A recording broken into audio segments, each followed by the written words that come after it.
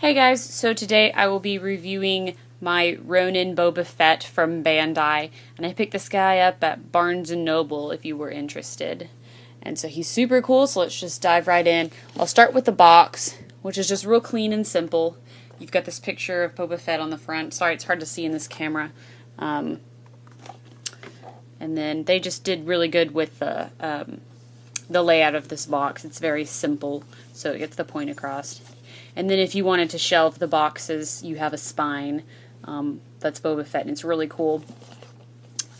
And then there on the back, it's just got, it looks like it shows you a detail of the accessories he comes with, as well as some really cool poses. Again, everything's in Japanese, so unless you can read that, you really don't know what's going on. It does have some big phrases highlighted in English, but that's about it. Now, there are other guys in this series. There is a Darth Vader, a Stormtrooper, a Royal Guard, and Boba Fett.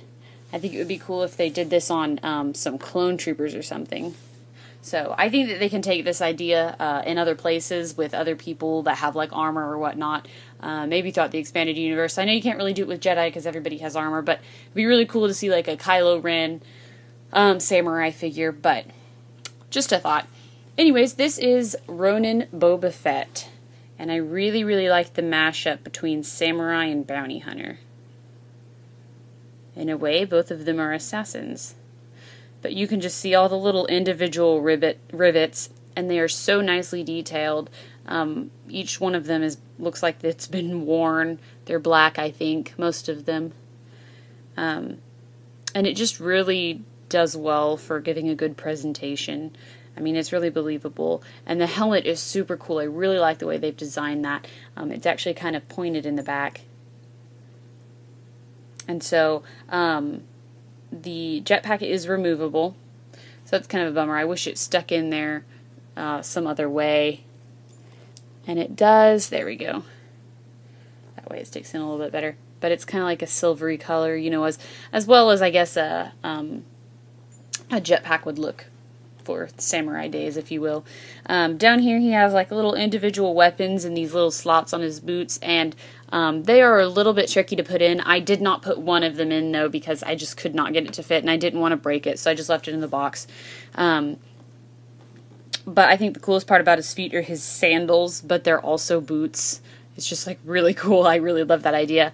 And then you can see he's kind of got his like little kilt thing going on and some poofy pants.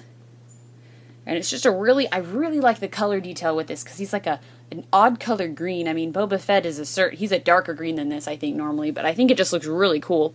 And instead of a little wrist rocket, he's just got a knife here, and then his sword is right in his belt where I have him posed. And you actually can just take this out, and there's the sword, which the hilt is pretty detailed, but the blade is simple. But that's okay. For my personal use, I just have it displayed in the sheath, so it's fine.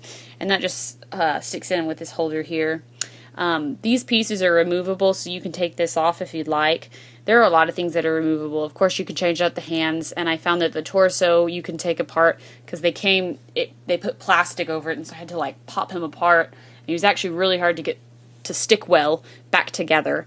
But I got him. On this side, you can see his rifle a bit better.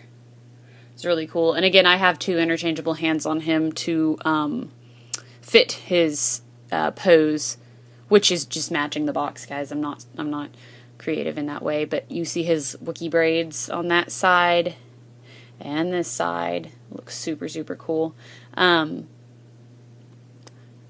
there's a lot you can do with this guy. I think that he's got a ton of options. He has a sword hand that you can make him use. You can have him maybe holding his gun with both hands. He's pretty posable. There are some limitations around the kilt area, and then of course with these knee plates, it's kind of hard to move, but his ankles do move, as well as the knees. There is some ball joints in the hips. The torso moves. I really like this piece because it's a separate piece. This is part of his bottom half, and then this is the top half. And so it like comes out a little bit to give him some more dimension and realism, in my opinion. And so he's super cool. The wrists move, of course, the elbows, the shoulders, the stomach, if I didn't mention it or not, and then the head. So you do have quite a bit of articulation, and I almost forgot, with this guy, he has this really cool radar. So everybody knows that scene where Boba Fett is looking through his radar, and you finally are like, oh, that's what his antenna's for. At least that's what I did. So he has a really cool little samurai, I guess, steampunk almost looking antenna that you can fold down, which I actually might keep like that because it just shows, I guess, it just adds to it in my opinion. But anyways, guys, that's been the review. I hope you like it. I really like this guy. I'm super excited to put him on my shelf, and I'd love to pick up more if I can find some. But anyways, tell me what you think about this guy. I'm interested to hear, and thanks for watching.